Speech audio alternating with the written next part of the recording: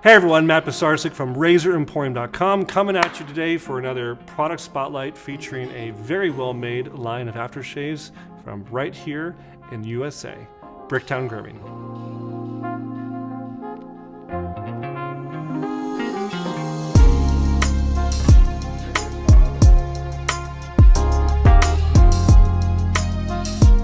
So Mr. Philip Decker founded Bricktown Grooming as a way of kind of taking care of his own face. He had been in the Navy for 8 years, and as you may or may not know, being in the services, you need to shave every day and look good. And he was having, trouble getting that result. So he thought, well, I'll turn to my own resources and make something myself. And that was kind of the impetus for Bricktown Grooming. And this stuff has got a line of ingredients that are very simple, and you can even pronounce all the ingredients: alcohol, witch hazel, essential oils, coconut oil, vitamin E. That's it. And so it's definitely something that's all natural, something that's good for you, something you can feel great about supporting. Also a very, very small artisan, up and coming guy.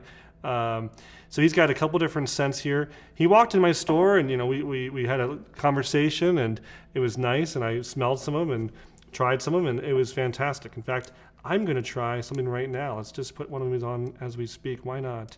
Another element is the name, Bricktown Grooming. So his family used to own a brick making facility in Haverstraw, New York, and they actually supplied like most of the bricks. That town has all these clay deposits, I guess, from the Hudson River, and so a lot of the brick that built New York City comes from Haverstraw. So that's the name of Bricktown Grooming.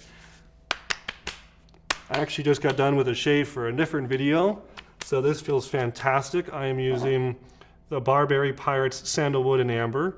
Very pleasant smell, very masculine, very sandalwoody and ambery.